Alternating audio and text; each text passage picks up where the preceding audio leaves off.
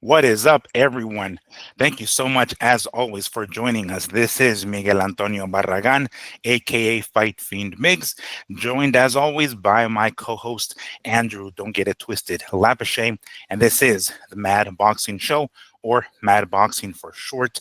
Thank you once more for joining us on this lovely Sunday evening.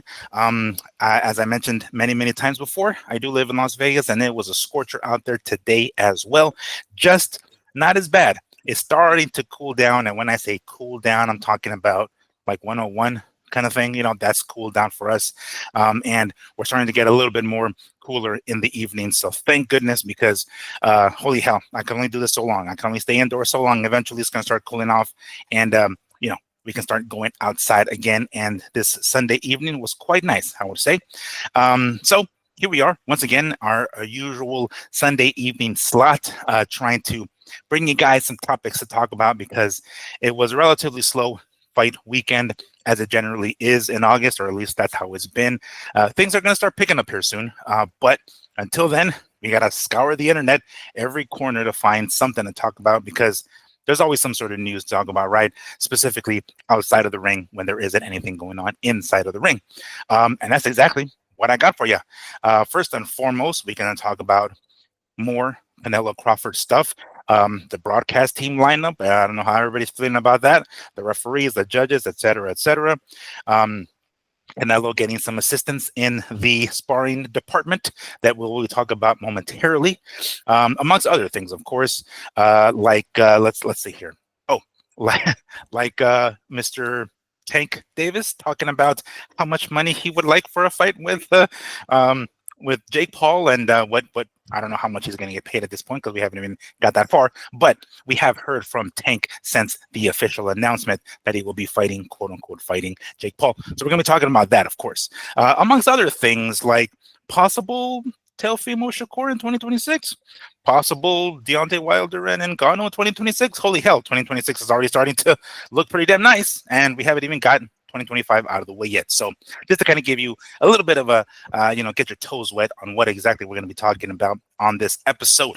But before we get into all of those, as always, like to check in with my co-host Andrew. What's going on, dude? How you doing? Hey, what's up, Miguel? Doing good.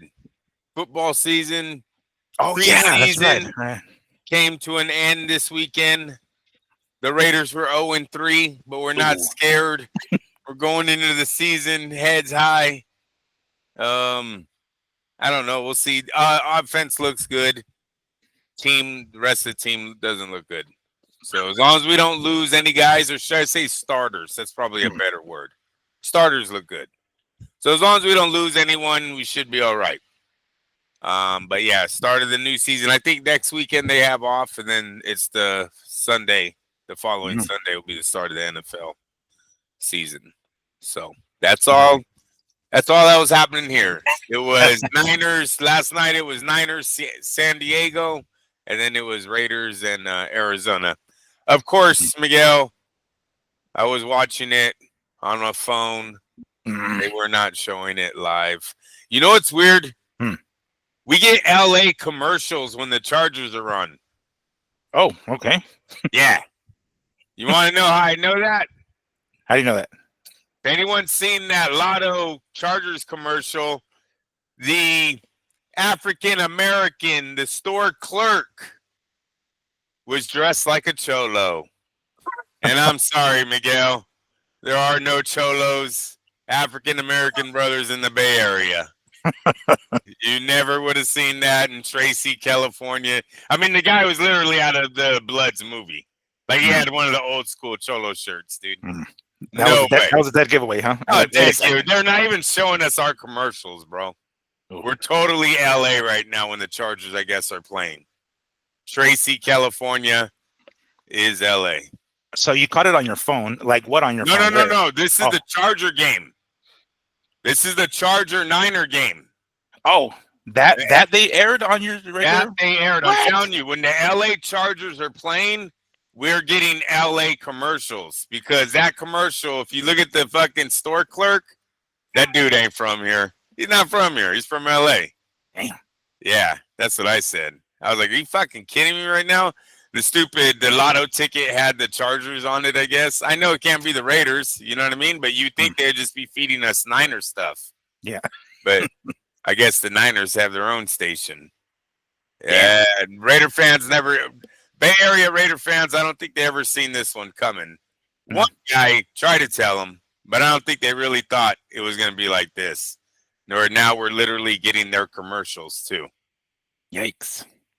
That's pretty bad. It's pretty bad when you're starting to get their commercials. Yep. So that's what my weekend consisted of. And yes, it's been hot, but I agree with you. Cooling down tremendously at night. It's a very lovely night tonight. So yeah, I agree. It is starting to cool down. You know, I've actually never been to a Raiders game, considering we've had the Raiders here for quite some time already. And with their record being what it is, I figure their tickets probably won't be too pricey anyway. So I'm like legitimately considering going, because I mean, I don't watch football. The last time I watched the NFL season was like 98, 99 or some shit like that. Which is a long time ago. And yeah, I really don't follow the NFL for shit, quite frankly, unless, like, of course, the Super Bowl. Then obviously everybody tunes in. Same thing with the NBA or MLB. Anytime the World Series is on or the NBA championships, I'll log into that and watch that. But quite frankly, by and large, I don't watch any NFL. But I was talking with my chick this weekend, and she's like, "Hey, we should go to one." I'm like, yeah, I guess we should, huh? I mean, fuck, it's here, you know. It's like, why didn't I go to one? I have yet to even go to a Golden Knights game, which is our hockey team. Plays at T-Mobile. I'm not an NHL fan either, you know what I'm saying? But it's just like, damn it, why don't I go to these? Fuck. So I think I'm gonna now. And then when we get the Athletics, chances are I'm gonna go there as well.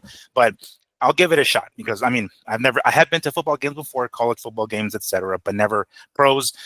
Never really wanted to, quite frankly. But it's like, damn it, I have it right here. I should go.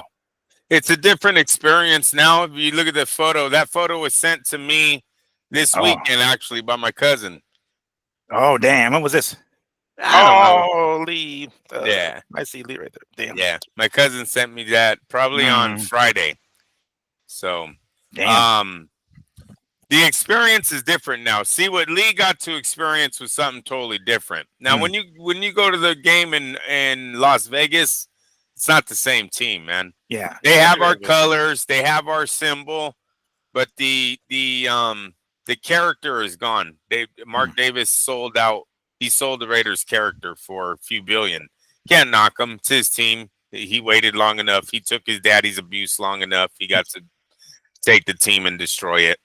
Hopefully they can build a winning team in Las Vegas. You know what I mean? And then the city of Las Vegas will be able to prosper off of the Raiders. But yeah, it's not the same. You're not getting the same experience. That team that you're seeing in Las Vegas is not as fun. I don't give a shit how many casinos and clubs and bars they put in there, and you know how many hookers are. Well, I don't know about that, but how many bars and how many things? No, just kidding. Like they just, or so I hear. A friend told me. Oh yeah, I've never been there. I don't plan on going there. To me, that's maybe if they're winning, you'll do that once in a lifetime thing, right? Bucket list sort of thing. But you're kind of like you're buying an $80 white T-shirt if you go there on a regular Sunday and spend that type of money. Yeah, you know what I'm saying? That's when you're just buying you're buying the NFL product. You're not buying the experience of a once in a lifetime, in my opinion, especially when the Raiders lose. It is not a good experience. Trust me, I've had that gut wrenching feeling in my stomach so many times live. Watching it live. I've had a couple of those experiences. I mean, oddly enough, not with football, of course, but weirdly enough, with fights that didn't have anything to do with me. Like when Bernard lost to Jermaine Taylor the first time, I was like, I got a knot in my stomach. I'm like, how can I do that to Bernard? But yeah, it's one of those things. Oh shit! I didn't realize Christina was holding. Is this Junior or is this Giovanni here that she's holding? That's Junior. Wow. Junior. Wow. Yep. Some years ago. Oh, damn, that's a killer. That's a killer. You should frame that shit, dude. You should print that out and frame that fucking picture. That's bomb. Yes, sir. All right. So there's my experience with the NFL. Maybe I should, and I get it. It's not going to be the same experience, but it's going to be this version of it. Whatever. I'll experience this version of it, I suppose. You can go to experience the other team. That's what the Raiders are good for now. You could be like, I was at a Niner game this weekend. Yeah, it was at the Oakland. It was at Oh, the Raiders yeah. Coliseum. The Las Vegas one, but it was a Niner game. I was at the Kansas City game. That happens. Exactly. Yes. Yes. You can see Yikes. what are they? The Kingdom? What are they called? Something Chiefs Kingdom. You can see what that experience is like. You know. Fair enough. I will definitely experience something, whatever the hell that happens to be. But speaking of experiences, we're gonna have quite the experience on the 13th of September coming up. It was recently announced on the, I think it was the Ring Magazine Instagram account. The color commentators, the ring announcer, the reporters, the desk people, the referee, the judges for Canelo Crawford on the 13th of September, and it is quite the mishmash of people. I got to say that. I know we're coming from a an era of post HBO, right? Letterman. We have Lampley, Merchant. Anyone from George Foreman to Roy Jones, Max Kellerman, etc. Bob Papa. I can keep going, but let me go ahead and quick rundown on first off, who's going to be on the mic, because the next slide that I have here on my phone is going to be the judge or judges and the referee. But let's start off with the people who are going to be on the mic. John Anik, he's going to be doing play-by-play. For those of you MMA fans, he has been with the UFC for quite some time. He even commentated in previous MMA bouts before he joined the broadcast team at the UFC. Very knowledgeable guy, very professional guy, great vocabulary. Dude knows what he's talking about, at least in the MMA world. How much he knows about professional boxing and how he's going to be able to convey the message on the mic that night remains to be seen. But he's going to be the play-by-play guy. The fight analyst will be Max Kellerman. All right, Max is back on the mic. We know him. We're very familiar with him. We love Max. We love hearing the way he talks. We don't always agree with his opinions and, quite frankly, the way he views fights. But the bottom line is, we have a track record with Max. So cool. We got Max. Another fight analyst, Andre Ward, is back. He's going to be back on the mic. We have had experience with Ward on the mic previously with ESPN. Andrew, do you remember if he was on the mic at all in HBO? Because I know he was kind of there the last few years, but fighting, his fights with Kovalev and stuff. But was he ever on the mic with HBO? Do you remember? I believe he was, to be honest with you. Yes, I think he was. Not like a special guest. Like he was just... Andre Ward with HBO. I believe he had to have been, right? I know he was in there the last few years of when HBO was in the boxing business. But Andre Ward as a fight analyst, Michael Buffer as the ring announcer. As usual, chances are he's not going to be the ring announcer for every card, or at least every fight on the card, I meant to say. But he's going to be most likely main event, maybe co-main event. He is, I believe, up there in age. Let me see how fucking old Michael Buffer is real quick before I start actually adding age or adding years to his age here. He is 80 years old, and he's going to be 81 November 2nd. So the guy is, I don't know how many more of these big main events he's going to announce. Quite frankly, I don't know how many more boxing has yet as of right now, at least not to this level. So we're going to see Michael Buffer with his Let's Get Ready to Rumble that night. Yes, Miguel, from 2012 to 2018, he was a special guest, excuse me, on HBO every once in a while, even as being an active fighter. So. Oh, all right, cool. So he has experience even going back then, and then of course what he did at ESPN, and unfortunately didn't last that long. I mean, it was a good while, I guess, but he got the boot at some point, and for whatever reason, maybe do you remember the reason that he got the boot? Like there was some sort of disagreement with him and ESPN, no?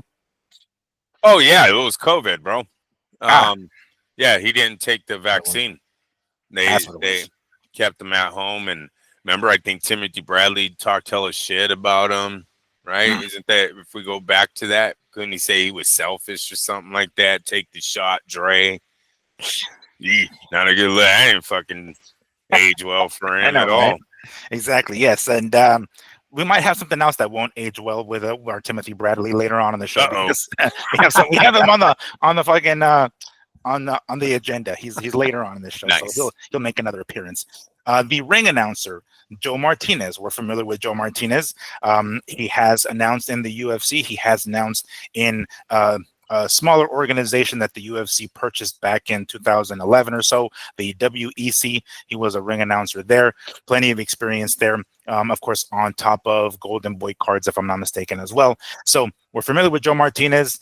I know everybody tries to be, and of course, as I mentioned earlier, Michael Buffer is not going to announce every fight on the card. He's going to be most likely just the main event, or maybe co-main event and main event. Joe Martinez will take from there, basically the rest of the card from there.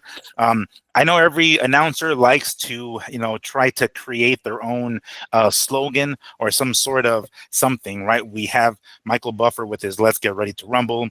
Who is it? David Diamante says, like I said, the fight is now, or whatever the fuck he says. I forget what it is. I forget what damn it, what does Diamante say? No, I think that is it. But it's hella weak. Yes, there's not too many of them that have the iconic, let's get ready to rumble. Right. Even his brothers one is kind of weak. His is just yelling. Michael, Bruce Buffer's but I'm just saying, you know what I mean? Yeah. It is hard to pull off what Buffer did. Michael Buffer did. Yes. And I don't know his name, but this dude that was announcing for Golden Boy and Golden Boy Promotions, he would say it's golden time. I don't know if you heard that one before, but Joe Martinez says, make some noise if you are ready. I mean, just like the fighters are ready, the crowd is ready. Atlanta, Georgia, make some noise if you are ready. I'm familiar with his because of his. But anyway, that's him. Boom, we're going to get Joe Martinez on the mic in the ring. Heidi Androl, who's going to be the reporter. She does work with the UFC as well. I'm sure other places as well, but I know her specifically from working with the UFC, being backstage, interviewing fighters, sometimes post-fight, and stuff like that. So I'm familiar with Heidi Androl. She will be the reporter. Another reporter is our beloved Jim Gray from Showtime, or at least most recently Showtime and Amazon Prime with PBC.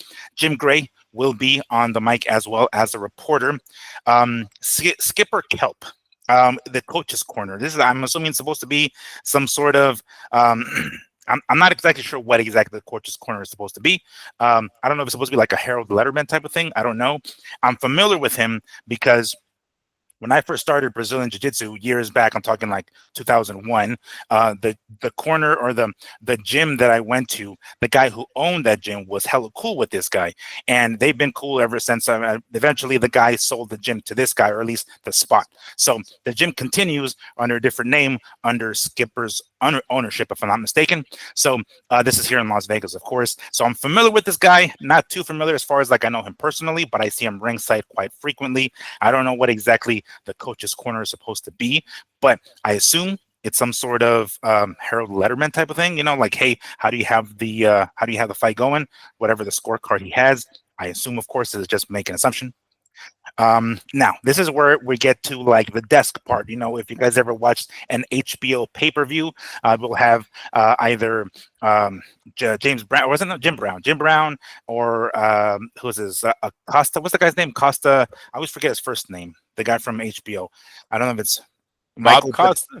Mr. Bob Costa. Yeah, the guy who had like a altercation with Vince McMahon on that show once, Bob Costa, right? Yeah, he was. Sometimes he's there, right? It kind of varies who HBO had out there at the desk, and then behind them you can see the ring off in the distance, right? I'm assuming this is what they mean by that. At the desk, we have Mario Lopez. Mario Lopez has been a fan for a long time. He has trained himself. It's not like he hasn't put on a pair of gloves and throw down on the occasion. I'm sure he has. I've seen videos of him sparring, etc. So he's been a long time fan. He does even have a show, I think it's called 3 Count or something like that, with Steve Kim. So he's a knowledgeable fan / analyst / podcaster. So him being there, I don't know, maybe a lot of people will see him and be like, what the hell is he? People probably don't even realize he's a fight fan, and he's had a podcast for quite some time with Steve Kim. So Mario Lopez is going to be the main guy here at the desk. The desk analyst is former ESPN desk analyst Mark Kriegel. So Mark Kriegel is back. I don't know much to say about Mark Kriegel, but we're gonna get Antonio Tarver on top of that too. So we have, I like Antonio. He's I guess like the fighter version. Whatever. I guess Andre Ward is gonna be ringside. Antonio Tarver is gonna be up at the desk. So that's kind of like where he's gonna be, Tarver.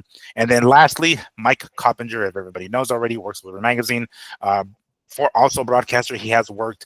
I think it was on the New York card, the one at the Times Square. So, and of course, on top of that, he's a journalist and so forth for the Ring magazine.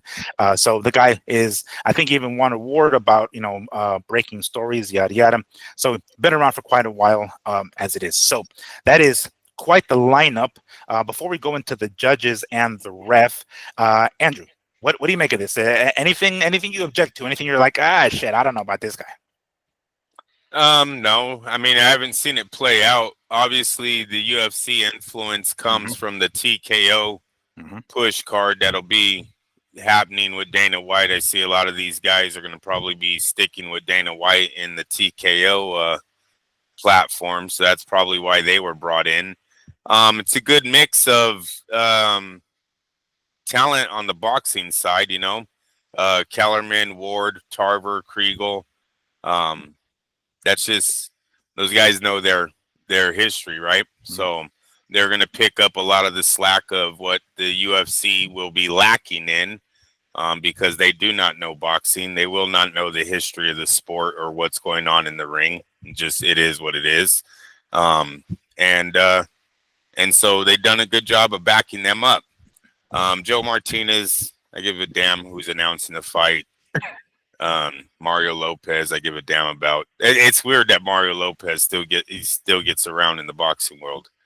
Really? Is it? I mean, he's been around for a hot minute, hasn't he? I mean, is it because of his podcast? Is that what it is? I have to assume him and Steve Kim. Yeah, maybe it's the podcast numbers. Because I mean, seriously, him as a celebrity attraction. Come on, what is Mario Lopez bringing to the table?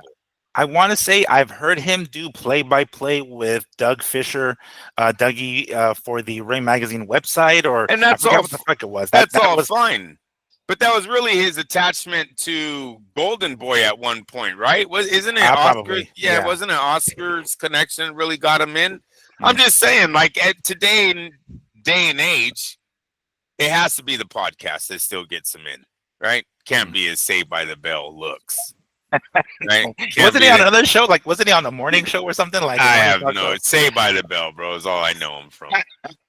And that I think he cheated on the Doritos girl, as a wife. I think he has that. Girl. Who the hell was the Doritos girl? The commercial that he didn't he marry like one of the Dorito girls? It was really she was like a model on the Doritos commercial. I think he married. I think he married her and then cheated on her, and they were like, "Damn, you have it that good, bro? You marry models and then just cheat on them in week one." So I think he has that story over his head too. Sorry if you don't, bro. Sorry if I just made that up, Mario. Oh, jeez.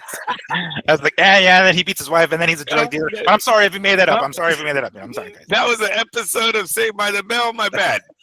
Yeah. And then he likes to beat up, white folks. I was like, oh wait, never mind. He had a fight with Zach Taylor.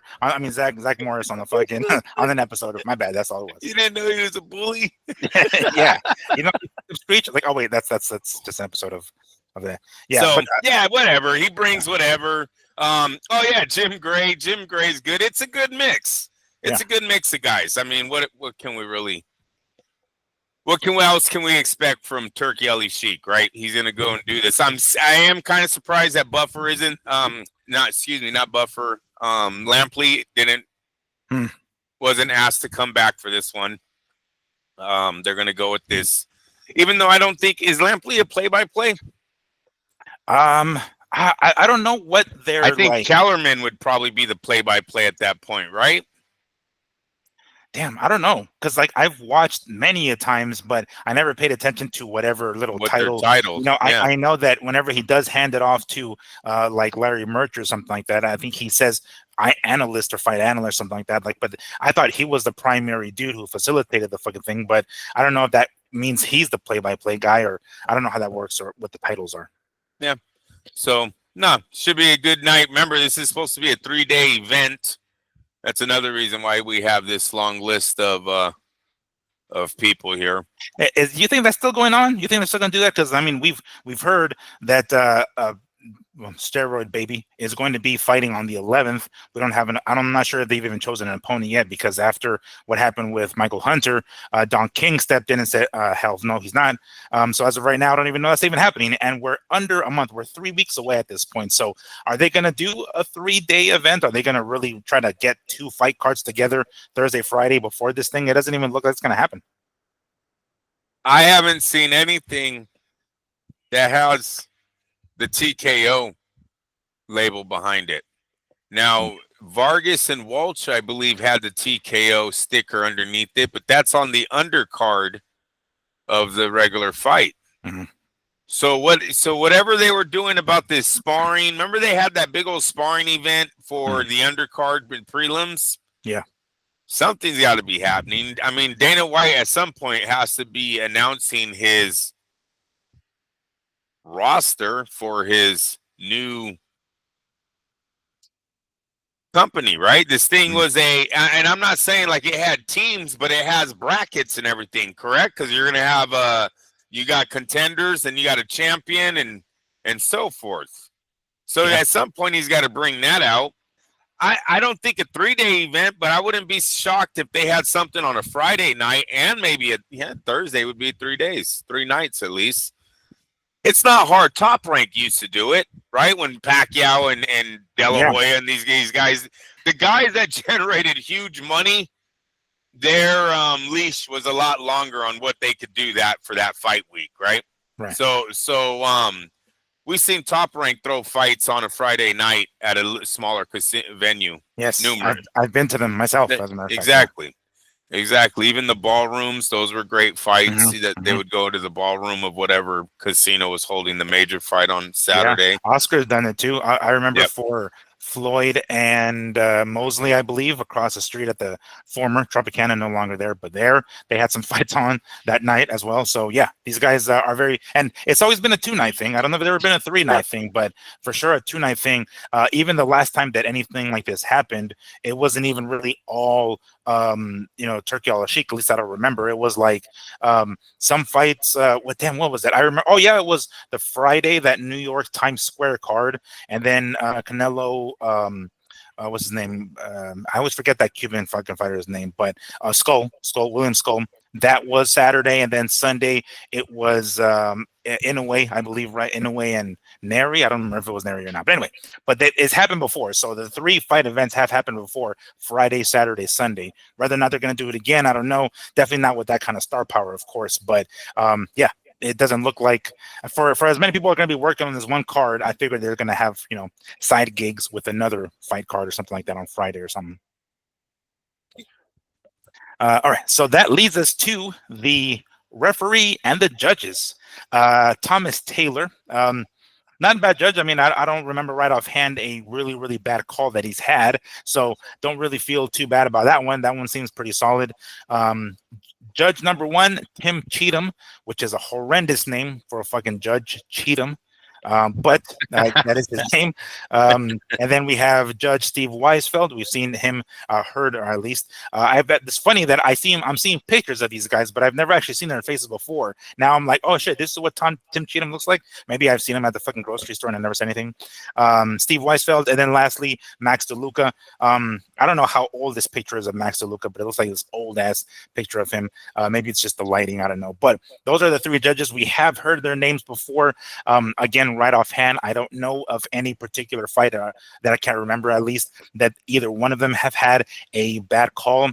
I've heard of Tim Cheatham fucking up at some point because someone else made a joke about his last name, and that's what I remember specifically. But the particular fight, I don't remember, or how bad of a call it was. I mean, I think as long as we don't have Adelaide Bird on this fucking roster, I think we're good. All right. Any feelings about the referee and the judges, Andrew? Well, you would have to look them up to figure out what they got wrong on. Mm-hmm. Like Max DeLuca, I guess he was one of the judges for Jake Paul and Julio Cesar Chavez. What sucks though is they don't tell you the scores of this Richardson Cambosa. Where the hell is the score? They don't even have the score. I need my tablet. These darn people. I need my tablet. But that's what he did. Caleb Plants. No, because I know DeLuca's fucked up. Yeah. Oh yeah. But you know what?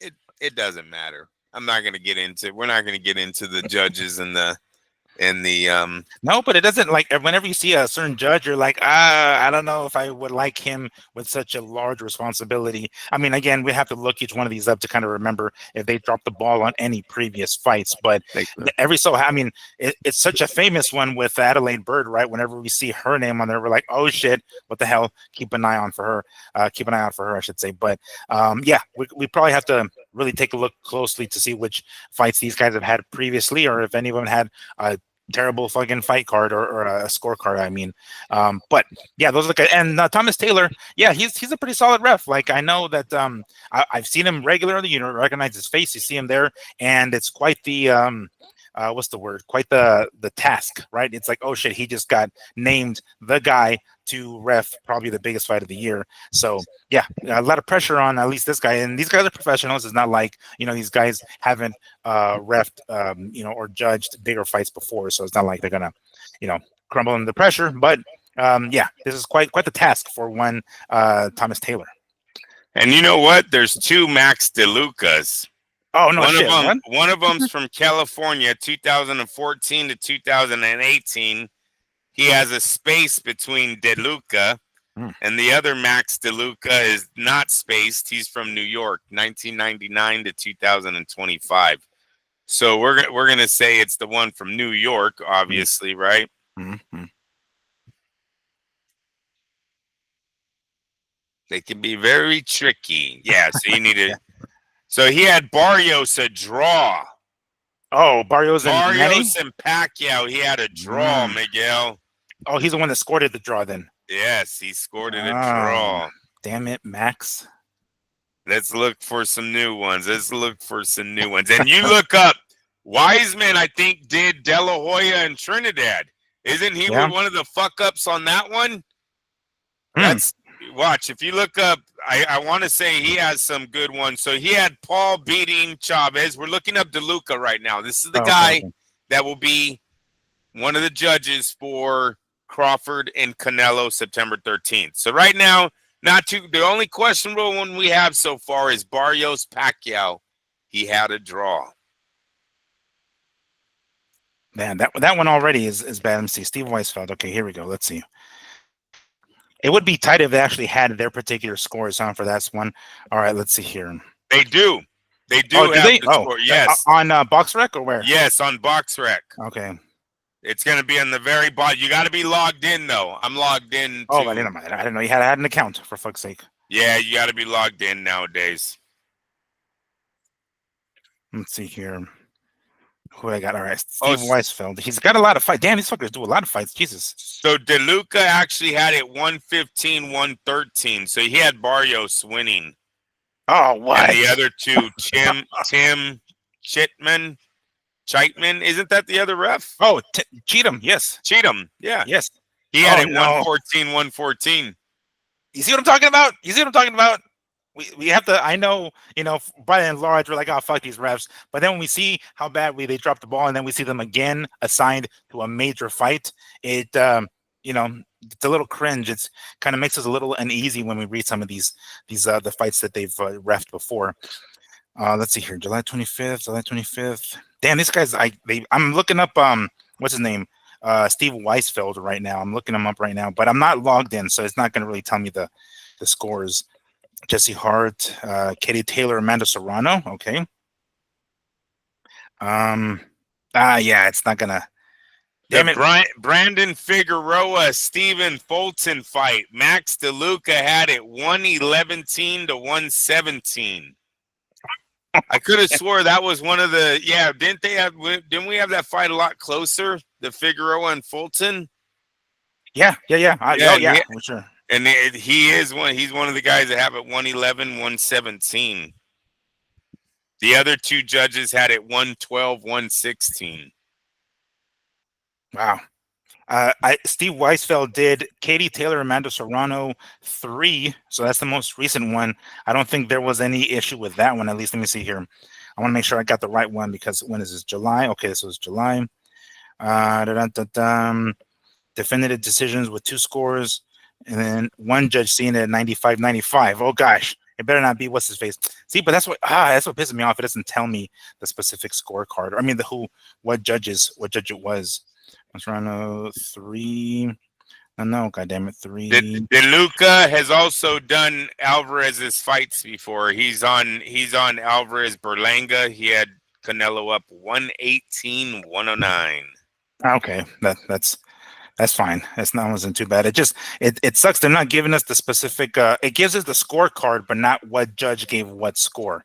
On the Katie Taylor Amanda Serrano 3 card, one judge. Wait, is it? Okay, yeah. No. This is the second one. One judge actually had it. Shit. 95-95. Although I don't know which specific judge was it that had it that scorecard. But let me see if I can find that here real quick. But yeah. Or Virgil Ortiz versus Boachuk. Mm-hmm. Max DeLuca had it a draw. Aye. Well then, see what I'm talking about? This stuff it makes it a little uneasy when you read this stuff sometimes. Things yeah. that make you go, So he's in there, and then there was Steve Weisfeld, but I don't feel like doing that all over again. Yeah, no, it's fine. Yeah, actually, I'm looking at it right now. Steve Weisfeld had it right, at least for Serrano, Katie Taylor 3. He had it 97-93, so we're good there. Nice. Anyway, but figured I'd throw that at you because it makes you wonder, right? When you see these judges and you see them drop the ball in previous fights, I mean, it even makes you double what's the word, second guess whether or not you want to place a bet on the fight. You know, it's like, oh shit. And here's the thing: when me and my buddies, we used to bet back in the day, right? We used to bet on fights. I do it every so often now, but not as much as I used to.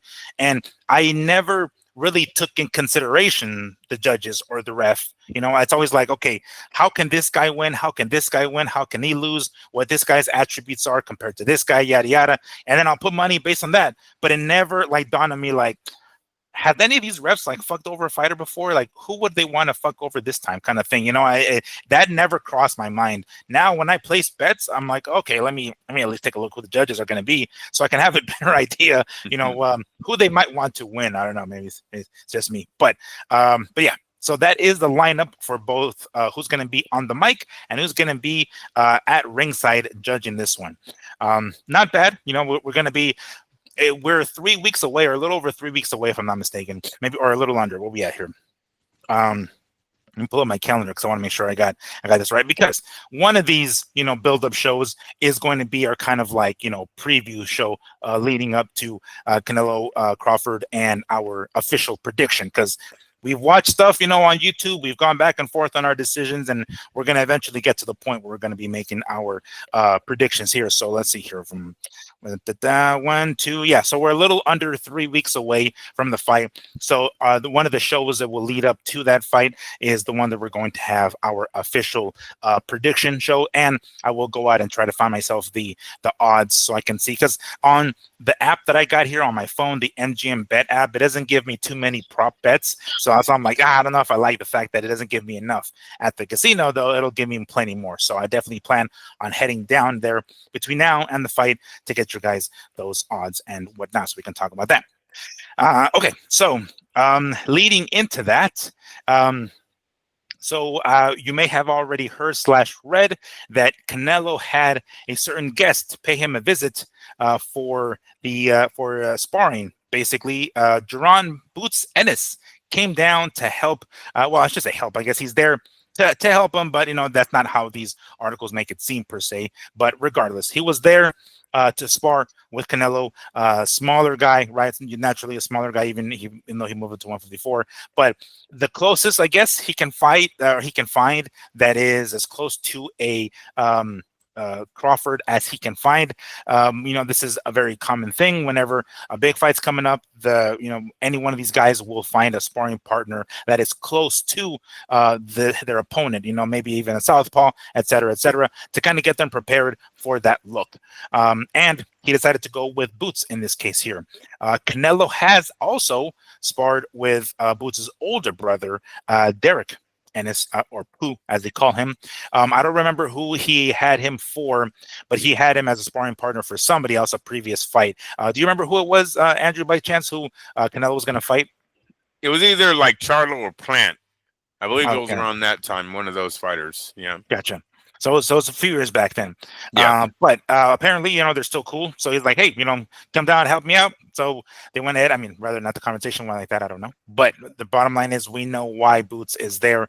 What do you make of this? Is this smart? Is this like, I know everybody and their mamas are talking about how Crawford, was like trying to avoid fucking Boots. Obviously, we know that's not the truth. But regardless, people made it seem like Boots was the next hot shit at 147, and off went Crawford. And is this a good idea to find somebody like Boots? Is he close to Crawford to like at least mimic him in the ring to be able to spar with him and get a better idea of what he'll get fight night? No. It would have to be Boots mimicking Crawford. I don't think their styles are similar, so he would actually have to switch up his style. Now, if he can match his speed and works with Canelo, then yeah, it's a good sparring partner, right? You're getting world class sparring here, but no, their styles aren't similar. So I wouldn't say Boots just coming in there and sparring with him. He's still getting world class sparring, but he's not preparing himself for Terrence Crawford style, if that makes any sense, right? Does it matter at that point? They're gonna have traps, they're gonna have setups, they're gonna have things they're looking for as the fight's going on. So just sparring Boots might be a positive thing because you're getting the world class puncher, skills and all the other stuff that you get from sparring. I hate that it's news. Okay. I'm not a fan. I'm not really a fan of the sparring news. You know what I mean? I think these guys do that way too much. I don't ever remember that being in boxing. And actually, it made, when YouTube first came out and stuff, and guys did start downloading Duran sparring, whoever, Nigel Benn, I think, is one of the famous ones, right? Where he's playing around with him. Chavez sparring De La Hoya, like at 16 years old, is one of the famous ones that went around. It made them more valuable when it did come out later on. But these guys didn't push their career. Like when Oscar was coming up through the ranks, they weren't like, oh, at 16, he was sparring Chavez. No, we didn't give a shit about, back in the day, the old trainers, sparring was sparring, right? They were working back then. Nowadays, people they put a lot on these sparring tapes as if that's what's going to translate in the ring, when no, sometimes these guys just got done running 20 miles right before they went to the gym and did the sparring with the young fighter that young fighter was putting hands on him, or he might have been at the club. Maybe he just had 3 hours of sleep the night before, right? And the young guy might have got some hands on him. Does not mean 10 years later he's going to beat him. Yeah. No, that's understandable. And I was going to ask you that, like, besides just the world-class sparring in general, we haven't really talked about it, and we probably won't really like go into too many details until the lead-up show leading up to Canelo Crawford. But we don't know if Crawford is going to come in here southpaw or not. Like he switches. He's a very good switcher, right? So is he going to come in primarily southpaw? Because that's exactly what I assume, at least what they're trying to get with Boots here. But do you think? And again, we're talking about sparring, so it's not like guys going 100% in sparring anywhere, or shouldn't, I should say. But do you think, just based off of their power, do you think it's comparable there? Do you think Crawford and Boots have roughly around the same amount, like equal power? Equal power, but they don't distribute it the same, right? I think Terrence is more of a breakdown. He breaks you down. Terrence is just on another level compared to Boots, so I'm not gonna, it's hard to say that that he's benefiting on that side from sparring Boots. Terrence he's how do you say, ambidextrous, right? He can go ambidextrous, yes. Yeah, he can go both sides. I expect him to use that in the ring against Canelo. We've seen Canelo did have issues with southpaws during his career, so it's probably smart of him to get that action in. But I'm sure this is not his first southpaw he's sparred. Right, You know right. what I'm saying? Mhm. So could just be that it is what it is when he gets in the ring with southpaws. I know that I'm starting to have a feeling. Look, I've always been a fan of Bomac, man.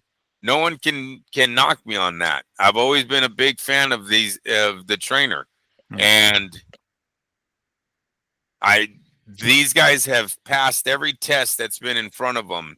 This one they almost clamored for. They went after, right? They pursued this fight almost as if they know something. Not they knew something, they know something.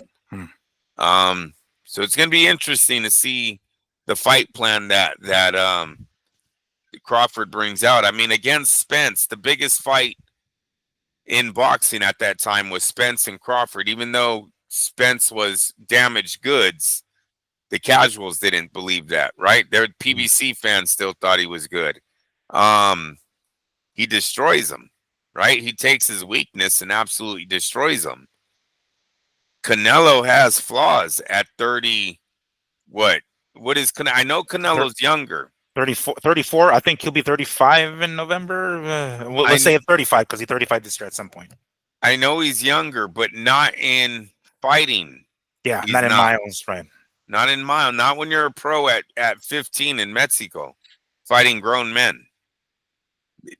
Terrence could have been in the amateurs. Amateurs are not pros in Mexico, right? Right. And I know, it's real funny how when I grew up, you were hard as fuck if you came from Mexico, right? Like they Mm. didn't just let any fighter out of that country. The best of the best came out of there to fight in America, and that they would pursue a career.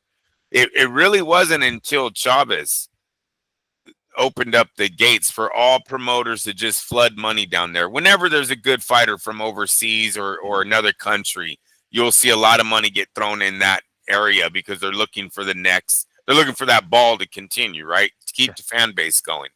So that's when we've seen a lot of Mexican fighters that got to come over here that weren't really worth them coming over here and trying. And it actually brought the stock of the Mexican fighter down, in my opinion. Like, if you think about it, they act like Haney. Oh, Haney took the easy route. He has the hella fights in TJ. That used to not be the easy route, Right. right? Um, so that's really weird that's how that's changed. But where was I going with that? Was that for Canelo? Mm. So back in the day, in my opinion, Canelo, he did not go the easy route, right? That's a hard Right. route. That's a hard lesson. And to stay undefeated while doing all of that is pretty impressive too. So yeah, we'll see, man.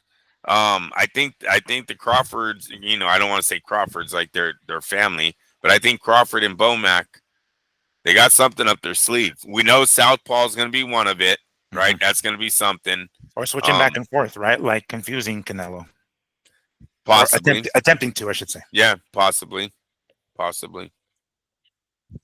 So I found this is kind of like a weird curveball that I read recently by Javier Orozco, however you pronounce his last name, which we have brought up here a few times.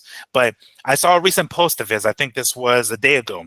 He says Snack, that brand of supplements that is owned or ran by Victor Conti, helped Mikey Garcia for his jump in weight for Spence to fight Spence.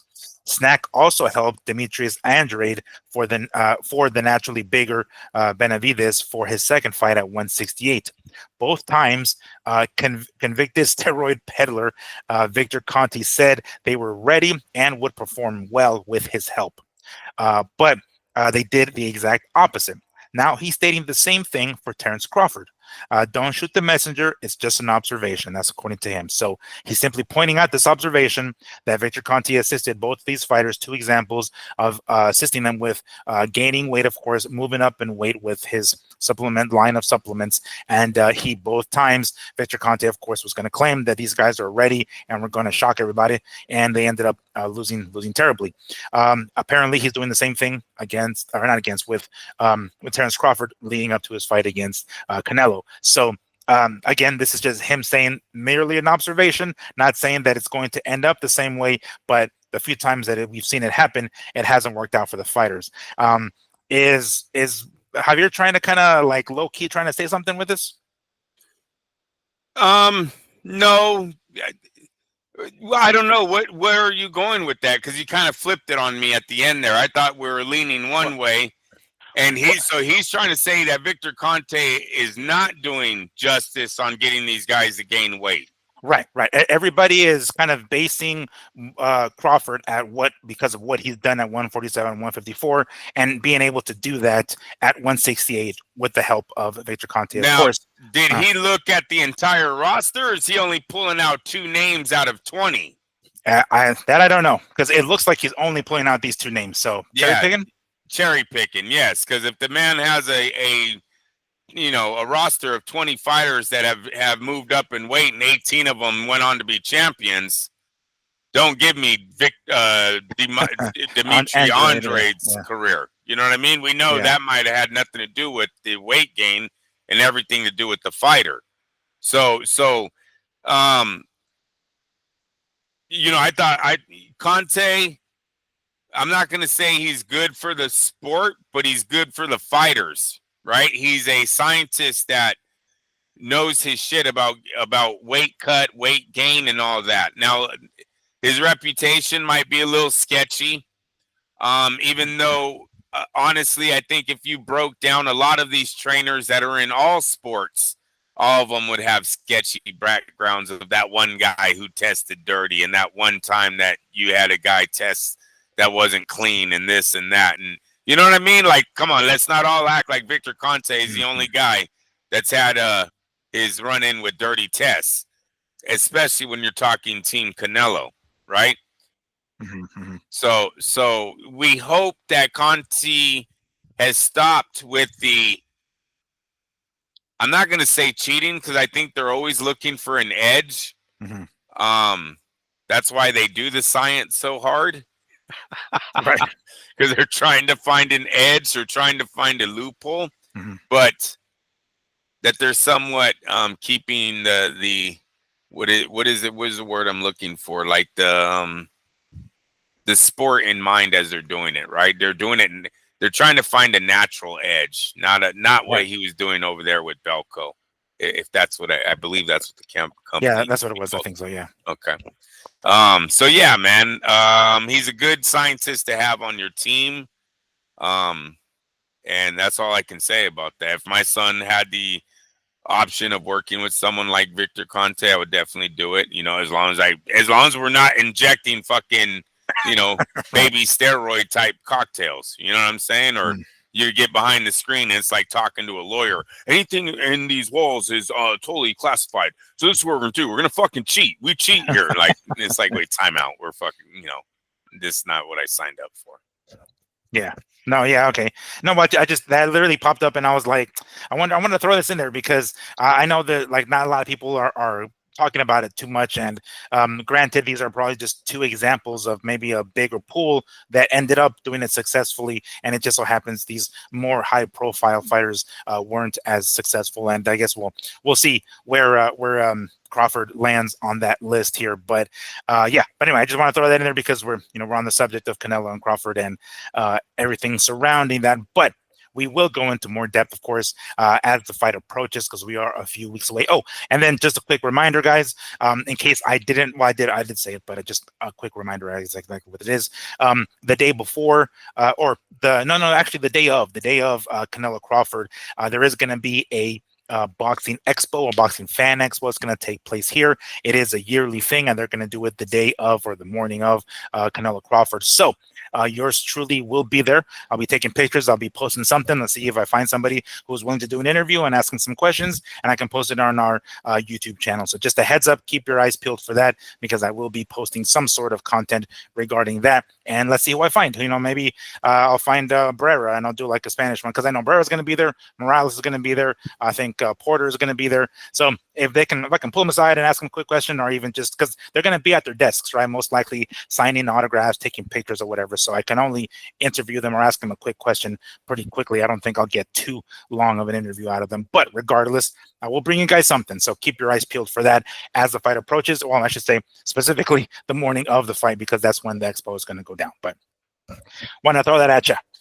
And just to give you a heads up, when I looked up the fight card, they are only showing the main event, main card, and the card that's going to be on YouTube, the preliminary fights. So there is nothing about Friday night or Thursday night having any kind of fights. As of yet. Yeah. And again, I'll look into it, because if I'm not mistaken, there's actually a wrestling event here in it's going to be one of the small ballrooms. It's not going to be a big one, but basically WWE is going to do like a collab. What is it called? A collab, yeah, with AAA, which is like a very popular, very famous Mexican promotion. AAA, it's called, right? So it's like the luchadores that do all the mask stuff, right? All stuff. There's going to have a collaboration of an event Friday night here in Vegas. So that's another card that's going to be happening here that I guess sort of is TKO related, maybe not exactly entirely, but I don't know, as of right now, I haven't heard of any other boxing fights or any other boxing cards that are going to be taking place Friday or even Thursday for that matter here in Vegas. But I will keep my eyes peeled, of course. All right, so moving on. I don't know if I call this news per se, but Mr. Gervonta Tank Davis decided to finally speak up and say something since the announcement of his exhibition bout with Jake Paul. First, it starts off with I believe it's a tweet. He says, or maybe Instagram post, "See y'all soon, ... I guess, ! Atlanta gonna be too turned." And then he puts a hashtag the one with a whole bunch of flame emojis. So kind of weird that he says like, "All right, see y'all soon, I guess." I don't know what the fuck that means. You know, I whenever I ask somebody, "Hey, you want to hang out?" and they say, "I guess," that doesn't exactly sound too positive, right?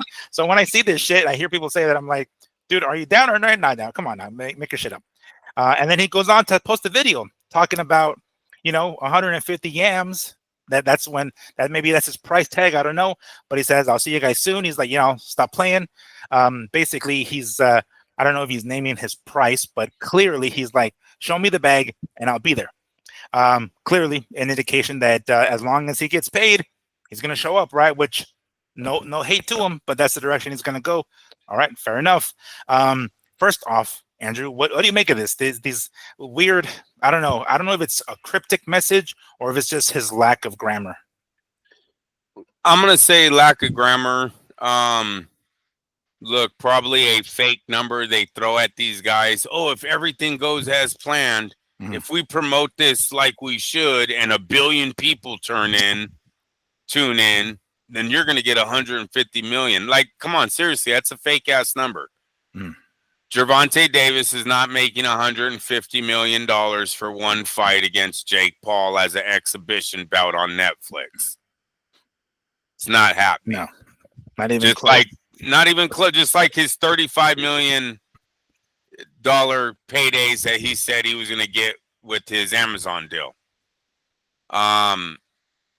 He's done the pay-per-view thing numerous times. He's only struck 1 million once, and that's with a pretty hot, and I don't mean as in looks, I mean as in where he was in boxing at the time, even though girls would disagree, and some boys, that Ryan Garcia was pretty hot on the other side of that ring when they fought the night that they did, right? So he has done that no other time without Ryan Garcia. So 150 million is an absolute lie. He's not making that. He's trying to look hard. These guys, they should have already had their shoving match or something. Look, I like Jake Paul's coming out with the little commercials. It was cute. It was funny. The little black guy that he had that he looks down at. He's like, "Yeah, I want to fight you." That was pretty cute. Did you see that? No, I didn't see it. All I saw was him like hitting like slapping the fucking, what is it? The standee, like the cardboard stand up, like that, slapping that. That's the one that I didn't see. I didn't see the other one. No. So in this one, he has a lineup, like he's a witness looking at a lineup, and how they do it for the a lineup for Yeah. suspects, With right? suspects, yeah, right. A line of So suspects. Yeah. then Jake Paul walks up to the first guy. Is an Irish guy. He got hella white powder all over his nose. He's like, "What's up?" He doesn't talk like that. He talks like Conor McGregor. Yeah. He's like, "You want to fight? You want to fight?" He's like, "Man, you look like you should be fighting drug rehab or some shit like that." Moves past him. Who's the other guy? I think it was that, and I don't hate me. I think it was that KS1. Oh yeah, KSI. No. KSI, Yeah, something yeah. like that. He had a look-alike like him. He tells him to get the hell out of the way, and then one of the other guys is some fucking midget. It's like a midget black dude. He's like, "What's up?" He's like, "What's up? I want to fight you." He's like, "Oh, Javante."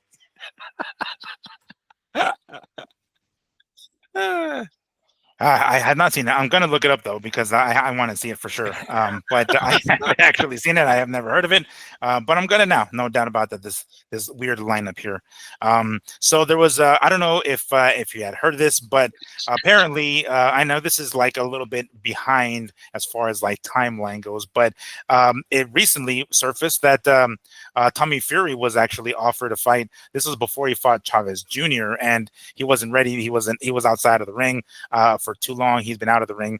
I don't see why it couldn't have happened here. I mean, maybe this is the direction that Jake Paul is going. Of course, want to fight other names and not Tommy Fury. But apparently, Tommy Fury was offered a fight before Chavez Jr. And then it ended up falling on Chavez Jr. because obviously he needed it, right? But yeah, that's weird, right? Like man, I don't know. I think this was back in June, right? Because June is when Jake Paul fought Chavez Jr. But if that fight didn't happen then, why not do it now? Why not do it in November? There's plenty of time now, right? It's like get your ass back in there. But according to this video that I saw, Tommy Fury was like, he had been out of the ring for quite some time, has been, and then his pops was like, yeah, this my job as a dad is to make sure that my boys are doing all right and are good, and decided to kind of turn away that fight. But if it was too soon in June, I figured it would be okay for November. I mean, I don't know if there's any demand for that kind of rematch, but clearly it was offered to Tommy Fury, and he said no. Yeah, kind of weird that the Furies turned that fight down. They have a victory over Paul. They're not doing anything. It's not like Tommy's career's on hold right now, and if he didn't have this injury, he'd be fighting the top 10 guys. Right. You know what I mean? You think his comeback would be? I mean, his career should be Jake Paul. Yeah, yeah, pretty much. Yeah. Right? That's going to be his 15 minutes of fame here. And never seen any progress in Tommy Fury to make me think otherwise than he's the guy that took out Jake Paul. So kind of foolish on their behalf for turning that fight down. Yeah, right. That's what I figured. Yeah, I don't understand that. Unless it's money, these guys, they're overpricing themselves, thinking that they deserve a bigger chunk of the Netflix pot, which I can't agree with them on. I don't know what Tommy Fury's viewership numbers are on a platform like Netflix when Jake Paul's already done 40 million homes with Tyson. You know what I mean? You're probably not going to get as much. This isn't pay-per-view. This isn't. I don't even know if Tommy Fury's team would be involved on the TV side, right? It seems like Jake Paul's the driver's seat all the way. So maybe that's what they can't cope with, bro. They just can't get over the fact that they would be his little stomping boy. Right. So there were a lot of people who just quite frankly weren't pleased with the signing of the fight, right? We talked about it many times before. One we mentioned earlier, Timothy Bradley. He decided to go to social media and give Davis a warning, basically saying, "Hey, dude, I know we're fighting a guy here that doesn't actually box, right? He's a celebrity boxing, but take this fool seriously, yo. Take this guy seriously." Talking about Jake Paul, saying, "Hey, you're good. You could end up being the laughing stock of the sport of boxing." And he says, don't fuck around with this guy. I know, Jake Paul thinks he's slick choosing somebody like you, but still be very careful with Jake and take him seriously. So much so that he basically had basically asked Davis to do it for boxing. He said, from one fighter to another, dude, come on, do it for the sport of boxing. Considering Tank Davis can't give two shits about his own legacy, I highly doubt he gives two rats ass about defending the name of boxing, the integrity of boxing. He's there for the payday. We all know that now, right? I mean, we've always known that, but he's made it blatantly clear with this particular fight with Jake Paul or exhibition. He doesn't give two fucks about, legacy, et cetera, et cetera. They've said it many times before. Legacy doesn't pay your bills. Granted, maybe it doesn't then, it may now, but it may not later on. But it's obvious that he doesn't give two fucks about that. He wants the bag. He wants the payday. Cool. I highly doubt that on the front of Davis's mind is, oh shit, I better come and defend boxing. I'm going to come and whoop this fucker's ass because otherwise I'm going to look bad. He's going to get paid. He probably doesn't give two fucks about how it looks. He's most likely going to have a glorified sparring session with Jake Paul and get paid bank. I highly doubt that he's going to have the pressure of boxing on his shoulders as he enters his ring, at least not in his mind. Maybe everybody else on the outside saying, yeah, dude, come on, do it for boxing, because you don't fuck around like that. He's already done it. Jake Paul's already done it to Mike Tyson. He's done it to Tavis Jr. Don't let him do it to our sport. I don't think Davis is the guy who's going to go in here and defend it. But what do you make of Timothy Bradley's / warning kind of to Devontae Davis about trying to take Jake Paul seriously in this fight? Like, don't take it lightly. You could be the laughing stock if you end up losing. Well, I totally agree with you on the fact that I do not think he's going to do it for boxing, but I don't see him laying down for Jake Paul. No, he won't be laying down for him for sure, but he'll just post, in other words. No, no, if Gervonta wants to hang out in the clubs and be invited to remember, he's a small guy. Mm-hmm. Gervonta is not like, Gervonta still has a chip on his shoulder, I think, when he's in those clubs looking up at all the other big athletes. Because that's all he does all night is look. He looks up at his security guards. He looks up at the other athletes. He's a small young man in a big man's world, right? Mm-hmm. When you're talking about athletic world. You really want to get beat by the white guy?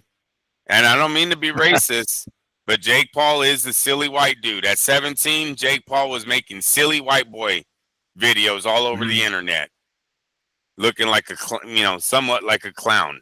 That's who you want to lose to? You're over here sparring and Floyd Mayweather, dog, you the dog, and you do next this, and you got all these tattoos. And I know Jake does too, but they're not from the same tattoo parlor. It's not the same gun, right? It's not the same meaning. At least that's what they have us believe. Look, I'll tell you, motherfucking Tank acts soft as shit. And he's soft as baby shit in my book, right? They got hella videos of that dude. You're like, really? Oh, yeah. Especially that one where he's like dancing. Who's he with? Adrian Broner and somebody else. I don't know who else. There's many. Yeah. His feet are turned in. He's got his little blanket on. He's looking like his sister, crossing the arms with the blankie. Yeah, he's got a lot of videos. So listen, but when he's out on the street, when he's got his clothes on, I guess, you know what I mean? He's trying to look thug. He's trying to look that role. He's playing that role. Hard, yes. You cannot lose to a character like Jake Paul. Jake Paul Jake Paul looks hard to all the, how do you say it, suburb kids? Yeah. That's who Jake Paul's hard to. When he pulls up to those parties, that's when they're like, oh, shit, Jake's here. You think when Jake goes to Miami and pulls up to a real Miami party where the other athletes and everyone are hanging out and got these what do they call them? Goons? Is that what they're called? These guys that are, from the streets that are got protection on them. Hooligans. Yeah, you know what I'm saying. The guys, the real guys, Miguel. You think they're looking at Jake Paul like he's anything but a fucking piece of meat? Should we rob this motherfucker? No, don't rob him. He already paid the big guy. Can't rob him. He got his rent for the night. Yeah, he paid for immunity tonight. Exactly. That's what Jake does when he goes down there. I don't think Tank does. I think Tank's still in the inn, right? Where they're still like, yeah, Tank's here. He's cool. But don't fuck it off because you're 5 foot nothing. And we'll slap you around. We see a lot of people like you in the pen. They take you down three at a time all the time. Tank would not make it in the pin at 5'4". I'm telling you right now. They'll send 3 guys that are 6 foot something. He's going down. I don't give a fuck. He's a professional boxer or not. Yeah. There's just a certain height limit you got to be, Miguel, Right. and he don't reach it. You got to be this tall to get in jail. Got to that shit. Like, come on, stand up next to the fucking thing. Got to measure you. It's like, Because you're like, these 3 dudes play football, bro. yeah, Get them. Get them. yeah. That's not gonna work out. Okay, maybe one-on-one you can do it, but That's when right. 3 of them gang on your ass, and these guys are like, figuratively, literally, but these guys are over 6 feet each and are probably pounding the weights every fucking day. You best believe you're fresh meat for them. So Tank knows that in the club. Yeah. He knows that. So I think he's got to protect his little aura. Would you say? Yeah. So I think he's gonna do it for himself. He'll be like, I need to beat the shit out of this white boy. It's gonna be all fun and games until that bell rings and he's got the weight of, are you in or you out on his back, right? Because Jake Paul, you're not in if you lose to Jake. You're not in. All right. So let me ask you this: this fight is supposed to be an exhibition, right? Meaning, well, at least if I remember correctly, when that happened with Floyd and Logan, there was no winner. They just went 8 rounds, and then at the end, the referee raised both of their hands. So there isn't going to, unless there's a knockout, there really isn't going to be a winner/loser because there will be no judges at the end. So if Jake Paul escapes these 8 rounds or however, because we don't even know how many rounds it's going to be. We don't know what size gloves, probably 10 rounds anyway. Chances are it's going to go that direction, right? If Jake Paul escapes those 8, 10 rounds, whatever it is, and survives, is that going to be considered a loss to Gervonta? Because I mean, for him, it's like, fuck it, we'll spar for 8 rounds. I'll get paid. I don't give a fuck. I don't lose. You don't lose. Nobody loses credibility, street cred around here. But will it look like a loss if he doesn't finish Jake Paul? As long as they make the fight look real, I think the fans will be happy if Tank puts hands on him. I don't think there has to be a winner on the scorecards for the fan base to go, yeah, you see Tank beat the fuck out of Jake tonight? Hell yeah, he did. Jake made it through the fight, but damn, bro, did he beat the shit out of that? Yes, he did. Okay, now, considering how few punches Tank throws on the regular, he's not exactly a volume puncher. Do you think we're going to get that? Do you think, one punch is going to land and hurt Jake and be like, all right, because he's not the volume puncher, right? I think Tank is going to break Jake Paul's fucking jaw, bro. I legit think Tank is going to break his jaw with a single shot. Like, I don't think, you guys think Chavez Jr. and Mike Tyson are what Tank is? Gervonta Davis? He's not. Chavez was never Tank, not even in his prime. Tank is a one of a kind. He knows how to set traps. He knows how to throw counters. He's an extremely hard puncher, and he's one of the best in and probably the hardest sport to compete in. That's my opinion. I don't give a shit. Don't email me. Not changing it. But do you hear me, bro? Yeah. No. I think he's putting hands on Jake. I don't, Jake, I'm telling you, Jake thinks he's fighting a legit squared up fight right now. This is what he wanted. He's getting his little angle where he gets to be the bigger guy. But I mean, come on, you guys. Not too many average Joes get to fucking fight, go in an exhibition match with one of the best boxers that are on the planet right now. And that's what Tank Davis is. He's top 10, one of the best. It just is what it is, right? I know he hasn't truly given us the fight, but when you look at the landscape of boxing, I would be the hater if I didn't say he was one of the best boxers in the world. All right. Right? Yeah, no, I agree. It's just it's that loophole. It's like, Jake, fight this guy. All right, I fight a guy my size, but he's 50 years old. I'm like, all right, well, fight this guy. All right, fight this guy who's younger, but he's retired. All right, fight this guy. All right, fight the number one person in the fucking. All right, I'll fight this chick. It's always fucking something, right? So clearly, it's doing it again with Gervonta. The thing about this, Miguel, though, is the age of Gervonta. The size, yes, I get it. But one man is a true professional striker, boxer, puncher, his hands were built for this. Jake Paul's hands were not built for this. So there's a difference. Listen, people, we've heard in boxing before, a lightweight knocked out a middleweight. They got into a fight. They got into a disagreement. A sparring match went too hard. And, dude, the little guy actually took him. Like, it wouldn't be don't be shocked if one of the best 135 pounders in the world is able to knock out a YouTuber. The fuck? Let's step back a little about who Jake Paul really is. You know what I mean? He's made it through the ring so far with the fucking Mike Tyson at almost damn near 60 and in a knee brace. And Chavez Jr. 2 weeks out of rehab. And you know what? Chavez probably already knew about the warrants and the feds watching him. And this was his last. That shit was probably already all on the table for the guys behind the scenes. Mm-hmm. I have to think I have to think Tank Davis knows in that little, in that world that I'm talking about the clubs, that ain't even the real streets, but that world that they live in, going to all these fancy clubs, strip clubs that they go to when they're in Miami or in Atlanta or in Vegas, you got to think his reputation's hit a little bit. It's already hit a little bit. Mm-hmm. Pun intended. Yeah. It's even going to go more, Miguel, if he loses to fucking fake ass Jake Paul. But that's my point, though. We keep using that word "loses." There's no. I mean, Miguel, he's not gonna get hit. Let's be real. If a fast Ryan Garcia barely was able to catch, and I'm not just again we're talking about Ryan Garcia as fast. Yes, Lamont Roach landed on. I'm not saying didn't, but a bigger dude, a bigger, slower guy like Jake probably is not going to land too many fucking punches on Gervonta. He's going to be able to move out of the way because defense is still pretty damn good. His reflexes are still damn good. So it's not like he's going to get hit. So when we say loses, I mean, losing, again, back to the original question, if he ends up just going 8 rounds and not fucking really hurting Jake Paul for shit, technically he loses, I mean, in our eyes. We don't want highlights like, what's his brother's name? Logan Paul? Logan and Floyd.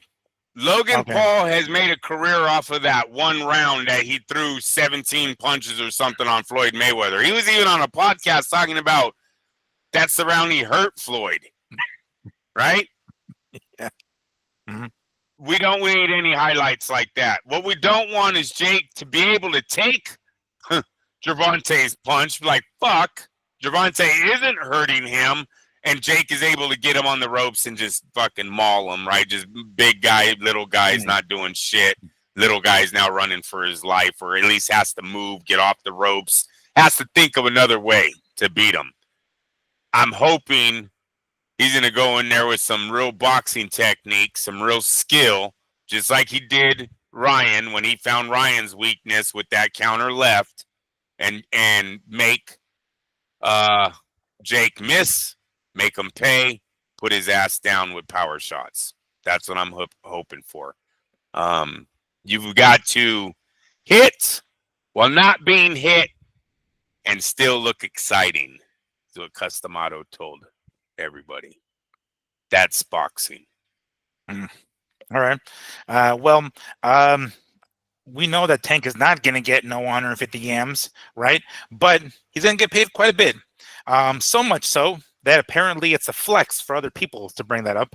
Lamont Roach decided to go to social media to say, a quote from last week, told y'all, right? LOL, followed by 3 emojis of ducks, or 4, actually. Another media member who we've talked about several times before. I've run into him many times myself. I don't say run into him, but I see him. Ellie Setback, if I can pronounce the name right, decided to reply to Lamont Roach's comment of told y'all, duck, duck, duck, duck. And he says, Tank is about to get paid. What are you doing next? ? And Lamont decided to reply to that saying, the fuck is you talking about, N-word? LOL. What are you doing next, Ellie? Zipping up his pants and getting off your knees? So clearly attempting to put him in his place. I don't know. That seems to be everybody's. I don't know, defense, if that's the word I'm looking for.